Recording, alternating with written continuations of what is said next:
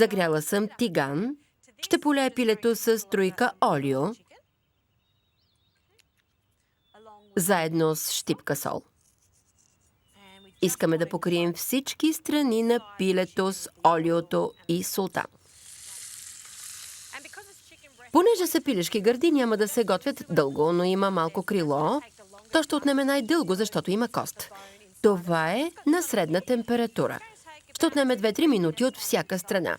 Докато пилето се готви, мога да набера подправки. Избрах естрагон. Откъсвам листата и ще го нарежа наситно. Ще го добавим едва в последната минута, защото искаме да го запазим свеж. Това е точният момент да обърна пилето. Вижте, може би още 3 минути. Ще подготвя и чесън, ще го нарежа на едро. Малко сол. Ще прекарам ножа няколко пъти и ще го намачкам. Така ще получим по-фин продукт. Време е да сложим малко масло. Нека да се разтопи. Ще сложа малък дафинов лист за повече вкус.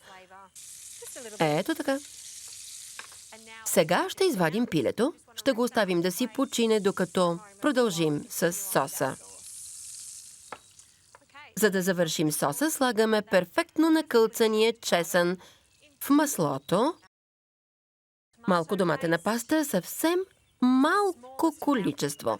Но винаги, като я ползвате, я гответе. А сега е важното шабли. Обилна струя шабли. Ако не може да намерите шабли, може да ползвате всякакво шардоне. И е напълно по желание, но добавям телешки сос, защото го намирам навсякъде във Франция. Това са телешки кокали, които се варят докато стане желатиново. Ще даде на соса лъскав вид. Ако не може да намерите, не се тревожете, сложете повечко бульон. 1-2 лъжици. Може да добавим сметаната. Голяма лъжица крем фреш. Размивам я.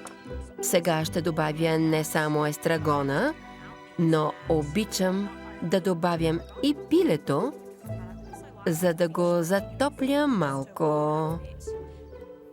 Слагам го. Изключвам и изсипваме. Има няколко начина за сервиране. Може да е с намачкани картофи, с пилав.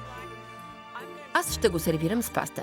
Ще извадя едно от парчетата, ще го поставя върху пастата с масло. И разбира се, щедро количество от соса шаблизиен. Вижте го с естрагона.